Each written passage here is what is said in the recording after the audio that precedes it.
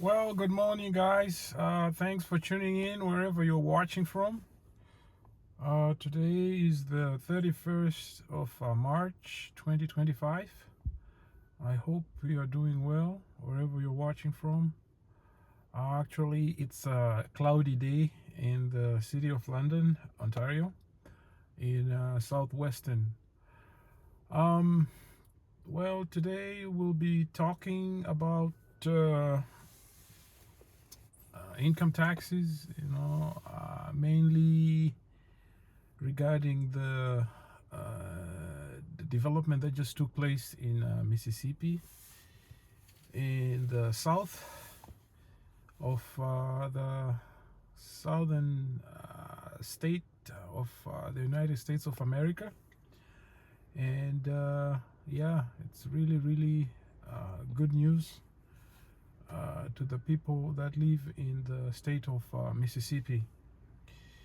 Without further ado, here's an article about this story that just took place like a few days ago. The Mississippi Legislature eliminates the state income tax. For years, Arkansas and other southern states have bandied the phrase "thank God for Mississippi," and at least we are not last dig at the Magnolia State's tendency to be at the bottom of national rankings in everything from education to health to prosperity. Today, however, it was many of the citizens of Mississippi who were chanting the mantra, and in decidedly better context, government Governor Tate Reeves signed into law yesterday a measure that eliminated the state income tax.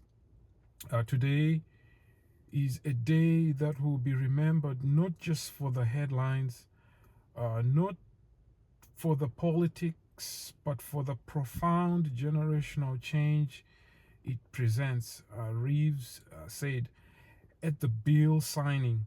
I must say, it feels like it's been a long time coming, but after many years of hard work, we can all stand together and say that we have accomplished income tax elimination in the state of Mississippi.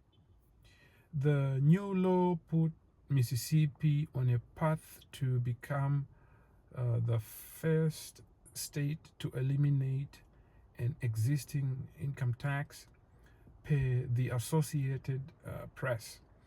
The measure reduces the tax over time, dropping to 0.25% annually starting in 2027.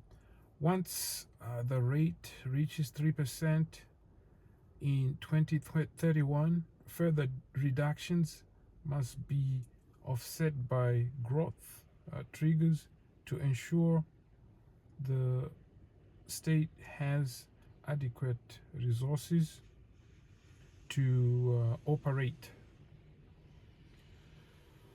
In addition to the move on income tax, the new law also cuts the state sales tax on groceries from 7% to 5%, and it also boosts the gas tax by 9 cents to 27.4 cents per gallon.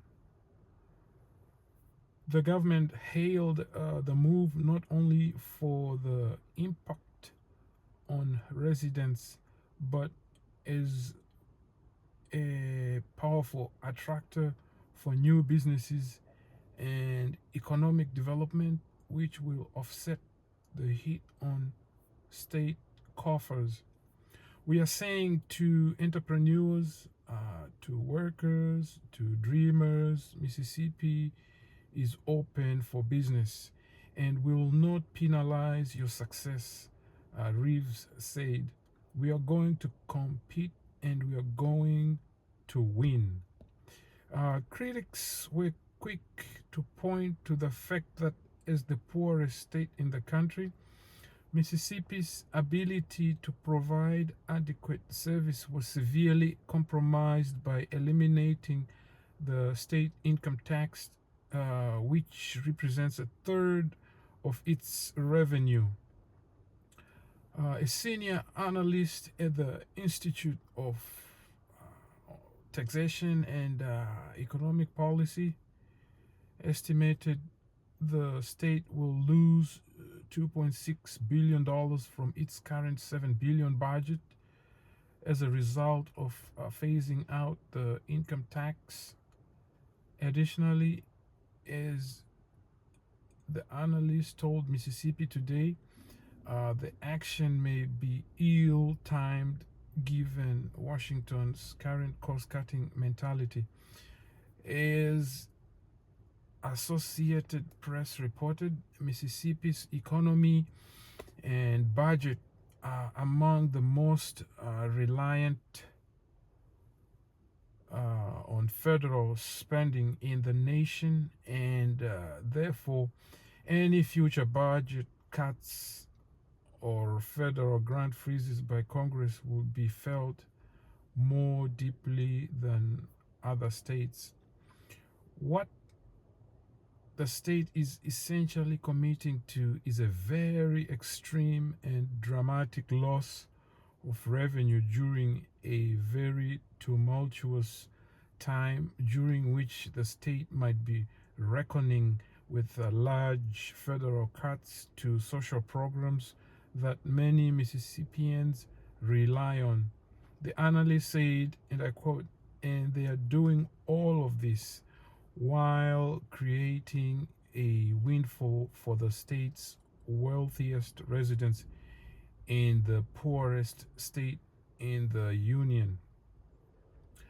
ITEP's data shows Mississippians who make less than $19,300 a year already spend around 12.4% of their income on taxes. In comparison, Mississippians who make over $362,000 annually only contribute 6.9% of their income to taxes. Mississippi is now the 10th state not to levy individual income taxes, joining Alaska, Florida, Nevada, New Hampshire, South Dakota, Tennessee, Texas, Washington, and Wyoming. 12 other states have a flat income tax rate where every resident with a taxable income pays the same percentage of that income. Those states and their respective flat tax rate include Arizona's 2.5, Colorado's 4.4, Georgia 5.49, Idaho 5.8, Illinois 4.95, Indiana 3.23, Kansas 5.15, Kentucky 5%, Michigan 4.05%, North Carolina 4.5%, Pennsylvania 3.07%, and Utah 4.65%. Wow, this is a very, very interesting development in the state of Mississippi, and it will give hopefully the residents a break, from contributing income tax, to the system. And my only wish is, if Mississippi is following the traits of Florida and other states that I mentioned, um, other states should follow suit as well. But I know, you know what they say, progress is a slow process. But you know what? Hats off to them. It's an amazing, development. I hope the rest of the states, could learn from that, and hopefully, all the citizens can benefit from, their hard work, and it also brings in businesses, to come and invest in those states, at least, by creating employment to Americans. Anyway, guys, what do you think uh, with this development in Mississippi? Should other states follow what just happened in Mississippi also? And what's your reasoning on that development? I leave it for you guys to comment. And please, don't forget to like, share, and comment, and also subscribe. And hopefully we can all engage in all these, developments that are taking place. And maybe, the world will be a better place. And yeah, thanks for watching. Peace.